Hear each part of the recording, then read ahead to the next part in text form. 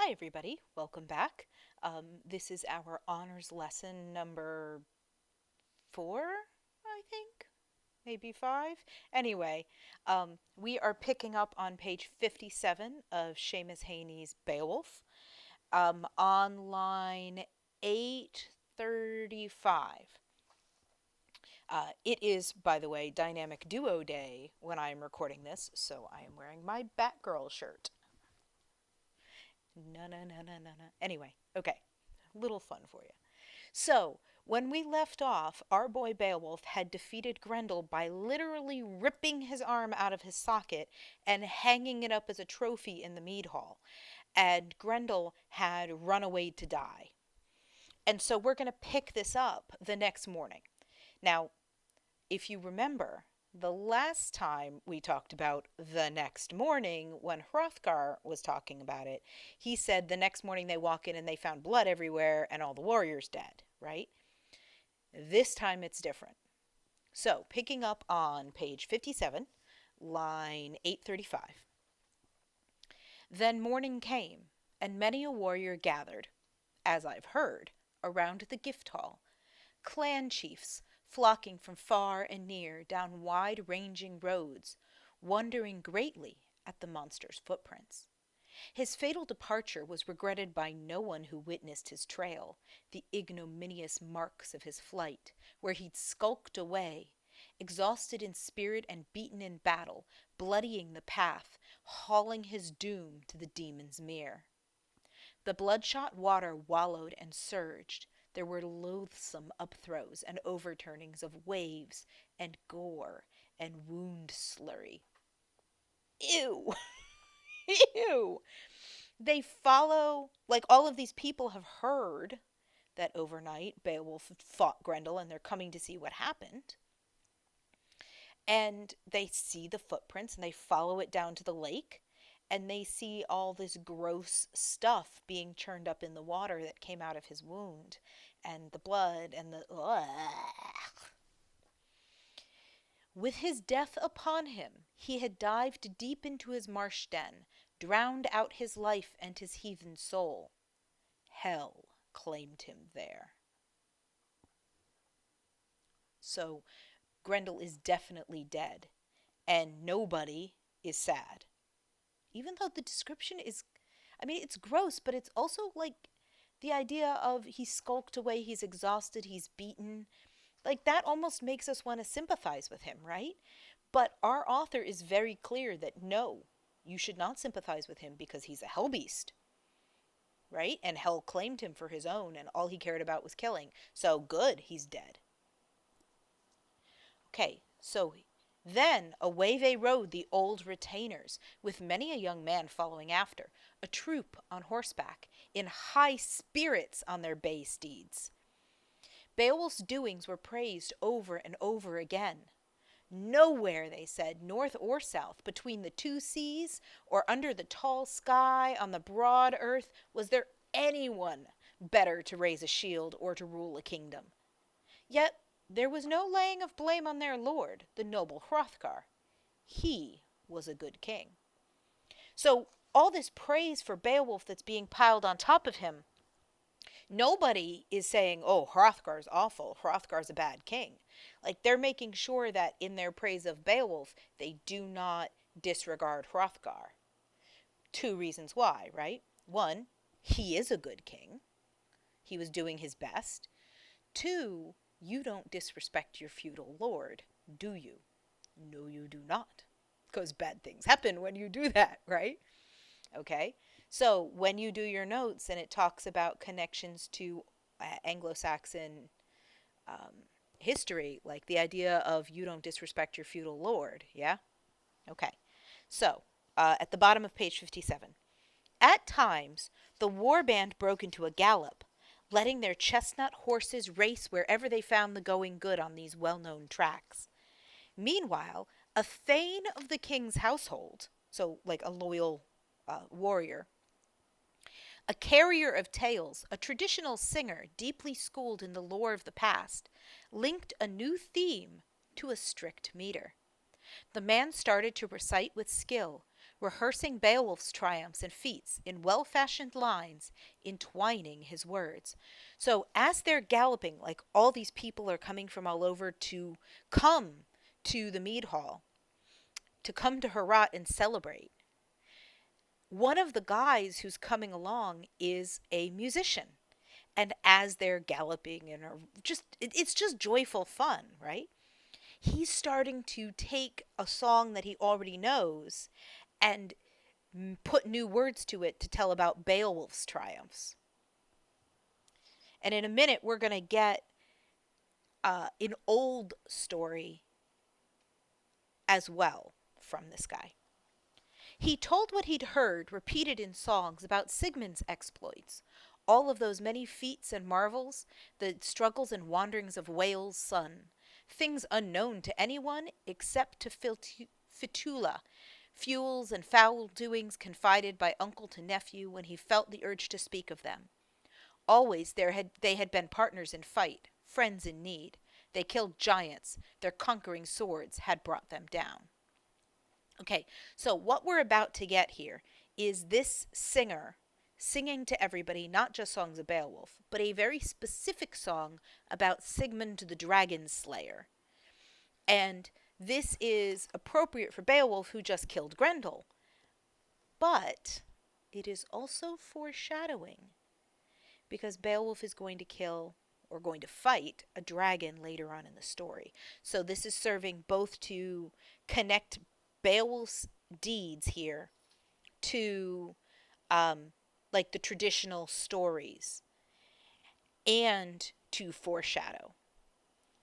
Now, this is one of those, and we talked about this in our class meeting this week, where we kind of get a reference to a mythological or quasi-historical story here in this poem, which if we were familiar with it at the time, we'd be going, oh yeah, I remember the story of Sigmund and the dragon, right?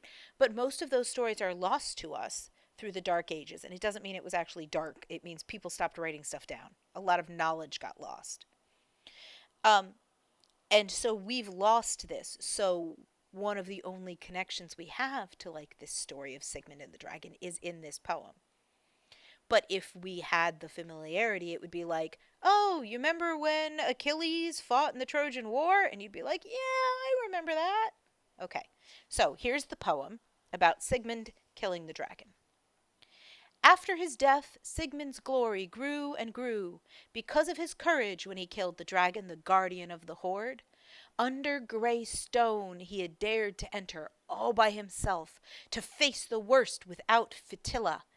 But it came to pass that his sword plunged right through those radiant scales and drove into the wall. The dragon died of it. His daring had given him total possession of the treasure hoard, his to dispose of however he liked. He loaded a boat, Whale's son weighted her hold with dazzling spoils. The hot dragon melted. That's good. Sigmund's name was known everywhere. He was utterly valiant and venturesome, a fence round his fighters, and flourished, therefore, after King Hermond's prowess declined and his campaigns slowed. So he defeated the dragon, and he was a good king, protecting his warriors and defeating other local warlords. The king was betrayed, ambushed in Jutland, overpowered and done away with. The waves of his grief had beaten him down, made him a burden, a source of anxiety to his own nobles. That expedition was often condemned in those earlier times by experienced men, men who relied on his lordship for redress, who presumed that the part of a prince was to thrive on his father's throne and defend the nation, the shielding land where they lived and belonged, its holdings and strongholds. Such was Beowulf in the affection of his friends and of everyone alive. But evil entered into Hermond. Okay, so he's like tying this ancient story of a dragon slayer to how amazing Beowulf is, right? Like, Beowulf was like this, but evil came in. Okay, now, another connection to modern. When you think about Lord of the Rings, if you've ever read it, there's all kinds of diversions where suddenly, like, the elves are singing this story of their hero from back in the day, and that's the same way this functions. Okay, we're going to pick up on 61, and your text actually changes. The italics are the poem within a poem, and then when it goes back to regular text, we're back in the story. So remember, all of the horsemen are coming down, they're singing the song, and here we go. Meanwhile, the Danes kept racing their mounts down sandy lanes. The light of day broke and kept brightening. Bands of retainers galloped in excitement to the gabled hall to see the marvel. And the king himself, guardian of the ring hoard, goodness in person, walked in majesty from the women's quarters with a numerous train, attended by his queen and her crowd of maidens, across to the mead hall. So remember, he spent the night with his queen, so he was in the women's quarters. And you can really picture this, right? The king in all his fine clothes, and the queen next to him, and all of her women, kind of in a parade, going to the mead hall to see what happened in the morning. And no one's scared, right? This isn't like, oh no, what happened? Like, they're confident, coming out in triumph because of what Beowulf has done. At the bottom of page 61. When Hrothgar arrived at the hall, he spoke, standing on the steps under the steep eaves, gazing at the roofwork and Grendel's talon. First and foremost, let the Almighty Father be thanked for this sight. I suffered a long harrowing by Grendel, but the heavenly shepherd can work his wonders always and everywhere. Not long since, it seemed I would have never been granted the slightest solace or relief from any of my burdens. The best of houses glittered and reeked and ran with blood. This one worry outweighed all the others, a constant distress to counselors entrusted with defending the people's forts from assault by monsters and demons. But now, a man with the Lord's assistance has accomplished something none of us could manage before now for all of our efforts. Whoever she was who brought forth this flower of manhood, if she is still alive, that woman can say that in her labor the Lord of ages bestowed a grace upon her. He's praising Beowulf's mother, saying, you gave birth to Beowulf and he's amazing, and you can say that you did this. So now, Beowulf, I adopt you in my heart as a dear son. Nourish and maintain this new connection, you noblest of men. There'll be nothing you'll want for, no worldly good that won't be yours. I have often honored smaller achievements, recognized warriors not nearly as worthy, lavished rewards on the less deserving. But you have made yourself immortal by your glorious action. May the God of ages continue to keep and requite you well. So he's adopting Beowulf as his unofficial son, and saying, I'm going to give you riches and splendor, and anything you want you can have. Again, we've seen this, right? In later fantasy, kings reward people with gold or with jewelry or with honor or whatever for being successful. Okay, now we're going to hear Beowulf's response to this. Frankly, very, very generous and very kindly and kingly speech. At the bottom of 63, carrying into 64. Beowulf, son of Ecgthrow, spoke.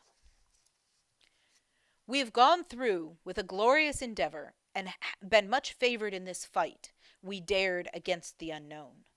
Nevertheless, if you could have seen the monster himself when he lay beaten, I would have been better pleased. My plan was to pounce, pin him down in a tight grip, and grapple him to death. Have him panting for life, powerless, and clasped in my bare hands, his body in thrall. But I couldn't stop him from slipping my hold. The Lord allowed it. My lock on him wasn't strong enough. He struggled fiercely and broke and ran. Yet he bought his freedom at a high price, for he left his hand and arm and shoulder to show he'd been here, a cold comfort for having come among us. And now he won't be long for this world. He's done his worst, but the wound will end him. He is hasped and hooped and hurpling with pain, limping and looped in it. Oh, hello, alliteration. How are you? Like a man outlawed for wickedness, he must await the almighty judgment of God in majesty. So he's like, I really wanted to capture him for you and like have his body, but he got away, but we've got his arm and he's going to be dead if he isn't already, and God will judge him. So, you know, not exactly what I wanted, but still pretty darn good. There was less tampering and big talk then from Unferth the boaster. Oh, remember Unferth? Yeah. Mr. Oh, well, you're never going to defeat Grendel. Hi, here's his arm and he's dead. What you going to say now, Unferth? Unferth actually is going to show up and apologize and walk back his words here. Less of his blather as the Hall Thanes eyed the awful proof of the hero's prowess, the splayed hand up under the eaves.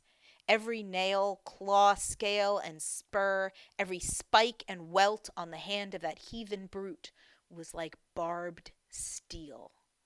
Everybody said there was no honed iron hard enough to pierce him through, no time-proofed blade that could cut his brutal, blood-caked claw.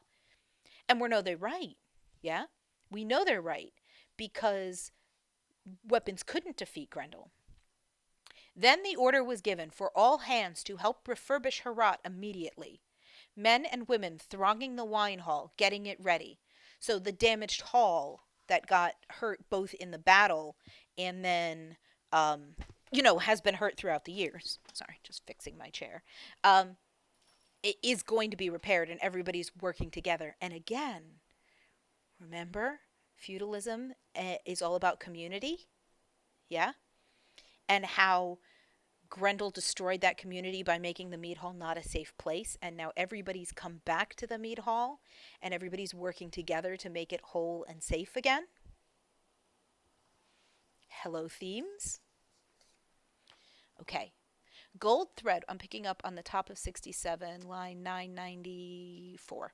Gold thread shone in the wall hangings, woven scenes that attracted and held the eye's attention. But iron braced as the inside of it had been, the bright room lay in ruins now. The very doors had been dragged from their hinges. Only the roof remained unscathed by the time the guilt-fouled fiend turned tail in despair of his life. But death is not easily escaped from by anyone. All of us with souls, earth dwellers and children of men, must make our way to the destination already ordained, where the body, after the banqueting, sleeps on its deathbed. So here's our Christian poet coming in, right? And saying, just like Grendel went to his death and went to his eternity, so everybody will. Then the due time arrived for Healfdane's son to proceed to the hall. The king himself would sit down to feast. No group ever gathered in greater numbers or better order around their ring-giver. All right, remember your note page with the elements of an epic and one of them is feasting? We've already seen a lot of that in this poem, but here's our huge feast to celebrate. And everybody coming back together in the mead hall where it's safe now. The benches were filled with famous men who fell to with relish. Okay, relish means great enjoyment. And fell to in this case doesn't mean they fell over. It means they're eating. Like, nom, nom, nom, nom. Round upon round of mead was passed. These powerful kinsmen, Hrothgar and Hrothul, who were in high spirits in the raftered hall. Inside Herat, there was nothing but friendship. Isn't that great? It's just great. The shielding nation was not yet familiar with feud and betrayal. Oh, remember our author does that, right? Gives us like foreshadowing for even after the poem's over. Like, what's going to happen to these people? How are these people going to end? This is society, and it's the doom and betrayal is coming, but it's not there now. These are the good times. Okay, top of 69. Then Healfdane's son, there's Hrothgar, right, the king, presented Beowulf with a gold standard as a victory gift. A standard is a flag. An embroidered banner, also breastmail, and a helmet and a sword carried high that was both precious object and token of honor. So Beowulf drank at his ease. It was hardly a shame to be showered with such gifts in front of the hall troops. Like, this is a great honor to be given stuff. He's not like, no, no, no, don't give me stuff. No, he's like, yes, absolutely, I earned this honor. I worked hard for this. Thank you very much. There haven't been many moments, I'm sure, when men exchanged for such treasures at so friendly a sitting. An embossed ridge, a band lapped with wire arched over the helmet, head protection to keep the keen ground cutting edge from damaging it when danger threatened and the man was battling behind his shield.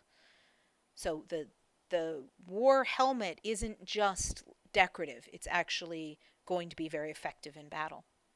Next, the king ordered 8 horses with gold bridles to be brought through the yard into the hall.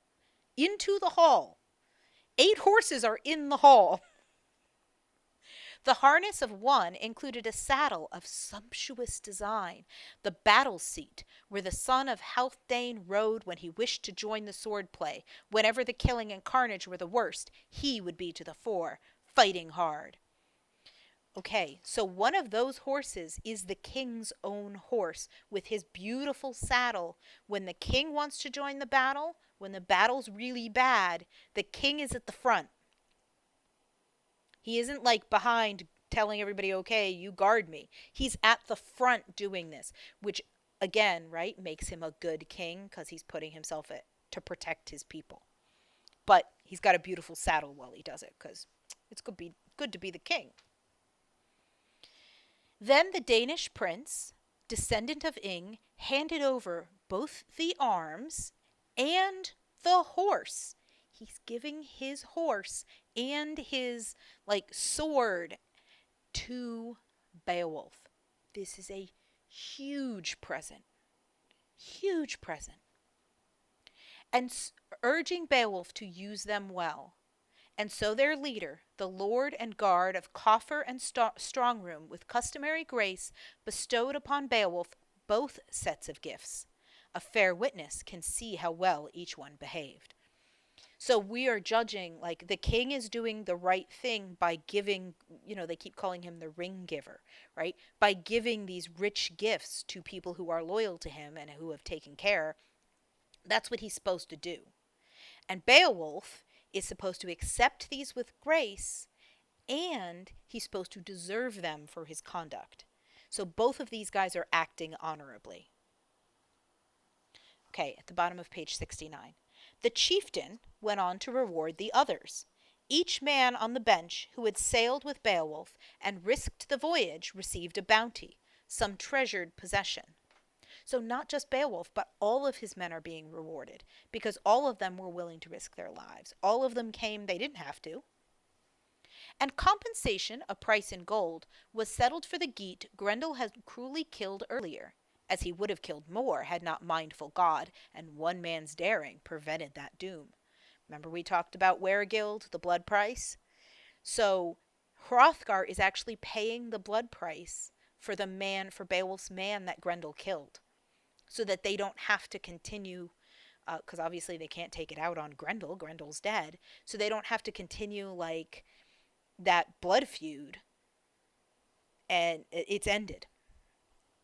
And his family will have honor. Past and present, God's will prevails. Hence, understanding is always best, and a prudent mind. Whoever remains for long here in this earthly life will enjoy and endure more than enough. Life is hard enough, enjoy it when you can, right? They sang then, okay, 2 things. We just got a song. We're getting another one. And also remember in your epic qualities, songs and poetry are one of them. Put that in your notes. Page 71. Put it in your notes. Here we're going to get another song, and it's going to talk about the great deeds of a warrior. And part of it is to compare the great deeds of Beowulf to the great deeds of this guy, right? And part of it is to entertain all these people at this party. They would know this story and they're going to enjoy hearing it. Okay. They sang then and played to please the hero words and music for their warrior prince, harp tunes and tales of adventure. There were high times on the hall benches, and the king's poet performed his part with the saga of Finn and his sons, unfolding the tale of the fierce attack in Friesland when Henef, king of the Danes, met death. Okay, now again, this is going to show us the king of the Danes is their land, right? They are the Danish people. And this is telling a bit of their history and mythology. But also remember foreshadowing. Our poet is smart. Expect these themes to come back. Okay. And then you get it in italics and in a different meter so that you can tell you're reading a poem within a poem. Hildebur had little cause to credit the Jutes. Son and brother she lost both on the battlefield. She, bereft and blameless, they, foredoomed, cut down and spear-gored. She, a woman in shock, waylaid by grief, Hawk's daughter, how could she not lament her fate when morning came and the light broke on her murdered dears? And so, farewell delight on earth, war carried away Finn's troop of thanes, all but a few. How then could Finn hold the line or fight on to the end with Hengist? How save the rump of his force from that enemy chief? So a truce was offered, as follows. First, separate quarters to be cleared for the Danes, hall and throne to be shared with the Frisians. Then, second, every day at the dole out of gifts, Finn, son of Folkwald, should honor the Danes, bestow with an even hand to Hengist and Hengist's men the wrought gold rings. Okay, so this is how, well, let me back up a minute. Remember that in the times before people were writing things down, how do you remember your history? You tell it in song and story. So that's part of what this is. And this is a fictionalized, mythologized, quasi-historical account of how this group of Danes became who they are and got their riches. Okay, this is their history. Okay, top of 75. Bounty to match the measure he gave his own Frisians to keep morale in the beer hall high. Both sides then sealed their agreement. So it's remembering this agreement that they made. With oaths to Hengist, Finn swore openly, solemnly, that the battle survivors would be guaranteed honor and status. No infringement, by word or deed, no provocation would be permitted. Their own ring-giver, after all, was dead and gone. They were leaderless, enforced allegiance to his murderer. Oh, isn't that good? That you're forced to be allied to the murderer of your leader. Okay. So if any Frisian stirred up bad blood with insinuations or taunts about this, the blade of the sword would arbitrate it. A funeral pyre was then prepared, effulgent gold brought out from the hoard. The pride and prince of the Shieldings lay, awaiting the flame. Everywhere there were blood-plastered coats of mail. The pyre was heaped with boar-shaped helmets forged in gold, with the gnashed corpses of well-born Danes. Many had fallen. Then Hilbur ordered her own son's body to be burnt with Henef's, the flesh on his bones to sputter and blaze beside his uncle's. The woman wailed and sang keens. The warrior went up, carcass flames swirled and fumed. They stood round the burial mound and howled as heads melted, crusted gashes splattered and ran bloody matter. Ew. But it's so visual, right? You can see the funeral pyre. Well, what would happen if you set bodies on fire, especially bodies that had been in a battle? This is what happens. The glutton element flamed and consumed the dead of both sides. Their great days were gone. Theme, anyone? Warriors scattered to homes and forts all over Friesland, fewer now, feeling the loss of friends. Wow. Modern day soldiers could relate to that, couldn't they? That even though they go home, They feel the loss of their friends. They're never the same. Hengist stayed, lived out that whole resentful, blood-sullen winter with Finn, homesick and helpless. No ring-whirled prow could up then and away on the sea.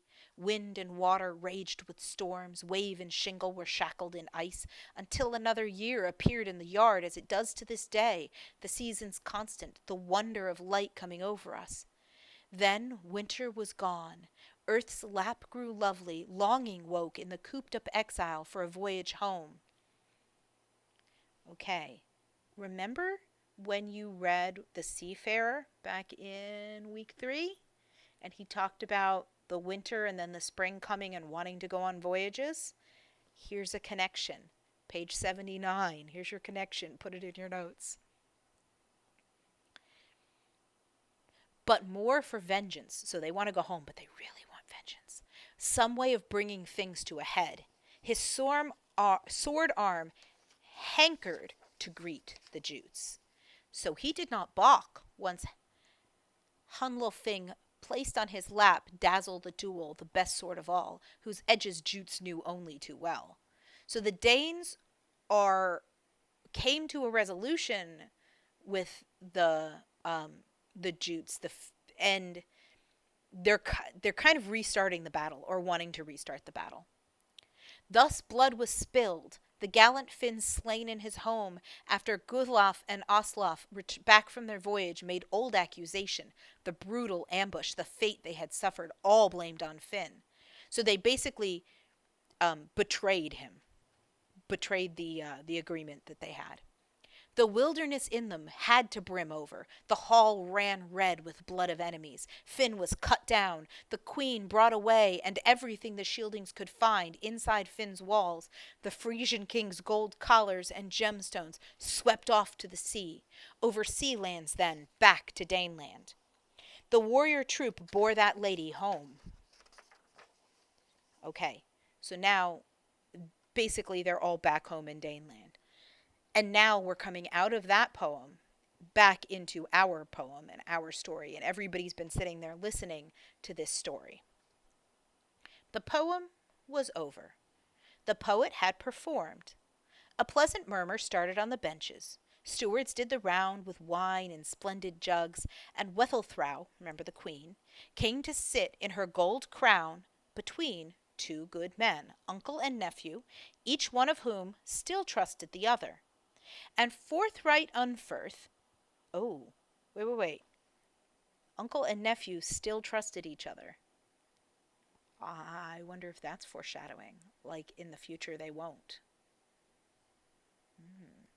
Okay. And the forthright Unferth, admired by all for his mind and courage, although under a cloud for killing his brothers, reclined near the king. Remember Unferth? The queen spoke. Enjoy this drink, my most generous lord. Raise up your goblet. Entertain the Geats duly and gently. Discourse with them. Be open-handed. Open-handed is another term for generous here. Happy and fond. Relish their company. But recollect as well all the boons that have been bestowed on you. So don't forget that, be kind, be a great king, but don't forget that God has been good to you. The bright court of Herat has been cleansed, and now the word is you want to adopt this warrior as a son.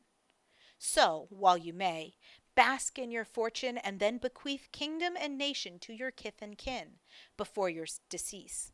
I am certain of Hroethelf. He is noble and will use the young ones well. He will not let you down. Should you die before him, he will treat our children truly and fairly. He will honor, I am sure, our 2 sons, repay them in kind when he recollects all the good things we gave him once, the favor and respect he found in childhood. Okay, what is this? Okay. The queen is walking a fine line here with her husband. The nephew is her nephew, who's sitting next to him and the one the king trusts.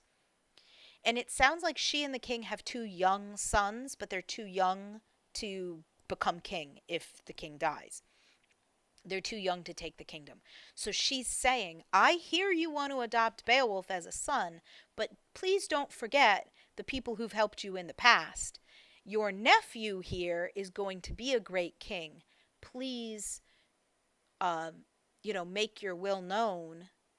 Make him your heir if you die before our sons get old enough to take the throne. And I'm sure he'll be respectful of our sons, their claim to the throne later on. Okay, so there's a lot of diplomacy going on here. Is this necessary to the story as it's told? Probably not. Is it probably foreshadowing? Would people hearing the story be going, oh, yeah, that doesn't work out terribly well? Like, they would know that this is backstory to something else. Okay, picking up on the bottom of 83. She turned then to the bench where her boys sat. Hrethnic, sorry, Hrethnic, Hrethric, and Hrothmund, with other nobles' sons, all the youth together, and that good man Beowulf the Geat sat between the brothers. So her boys are right there, and then Beowulf is in the middle. We're almost done here, guys.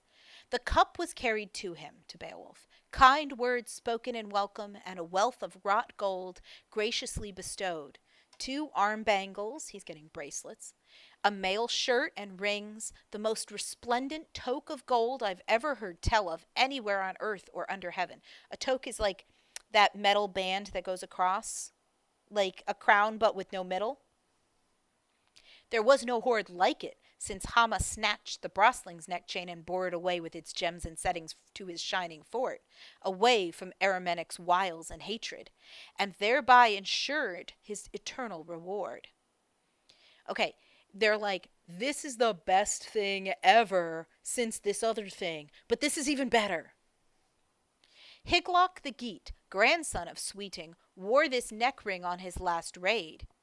So it's a necklace. At bay, under his banner, he defeated the booty treasure he had won. He defended the booty treasure he had won. Fate swept him away because of his proud need to provoke a feud with the Frisians. Remember that feud with the Frisians that we heard about, that people died in? He was one of them. He fell beneath his shield to the same gem-crusted kingly gear he had worn when he crossed the frothing wave-vat. So the dead king fell into Frankish hands. They took his breastmail, also his neck toque, and the Piniar warriors plundered the slain when the carnage ended. Geat corpses covered the field. Okay, so this is the greatest treasure since that treasure, but we lost that treasure. The French have it. Those French. But this is the best treasure we have, and we're giving it to you. Okay, bottom of page 85. Applause filled the hall. Then Weathelthau pronounced in the presence of the company, take delight in this torque, dear Beowulf. Wear it for luck, and wear also this mail from our people's armory. May you prosper in them. Be acclaimed for strength, for kindly guidance to these 2 boys, and your bounty will be sure. You have won renown. You are known to all men, far and near, now and forever. Your sway is wide as the wind's home, as the sea around cliffs. And so, my prince, I wish you a lifetime's luck and blessings to enjoy this treasure. Treat my sons with tender care. Be strong and kind. Here each comrade is true to the other, loyal to lord and loving in spirit. The thanes have one purpose. The people are ready. Having drunk and pledged, the ranks do as I bid. So everybody's going to be loyal to each other. Please help mentor my sons. Be good to my sons, even when they become king and you're presumably going to be a king one day. Like, let's everybody get along. Let's be strong and brave and true. She moved then to her place. Men were drinking wine at that rare feast, because wine's expensive. So mead is pretty easy to produce at this point in time, but wine would be much more expensive and imported because grapes wouldn't grow where they live. So they would have had to import that from warmer lands. How could they know fate, the grim shape of things to come, the threat looming over many thanes as night approached? They're partying and having a good time. but fate is coming for them and something bad is going to happen. And King Hrothgar prepared to retire to his quarters. Retainers in great numbers were posted on guard, as so often in the past. Benches were pushed back, bedding gear and bolsters spread across the floor, and one man laid down to his rest, already marked for death. Our poet is very big on foreshadowing. But also the idea of fate. Remember fate being a continuing theme? Yeah? Okay, we're almost done here. You guys have been very, very patient with me. At their heads, they placed their polished timbered battle shields, and on the bench above them, each man's kit was kept to hand. So they're going to sleep, and they've got like all their pillows and blankets and everything on the floor, and on the benches next to them, they've got their swords and their shields and stuff. A towering war helmet, webbed mail shirt, and a great shafted spear. It was their habit, always and everywhere, to be ready for action. At home or in the camp, or whatever case, or at whatever time the need arose, to rally round their lord. They were a right people. So this was a good thing to do. All right, and we're going to stop there at line 1250 because the next section, Grendel's mama shows up. And she is not happy. So I want you to pause or stop. I want you to go back into Schoology. I want you to get your notes back up and go through and add to your notes for this section, okay, into your spreadsheet. And you're going to upload those for your points and do your activities in the week. And then when we come back, we will find out what happens next. Until then, bye everybody.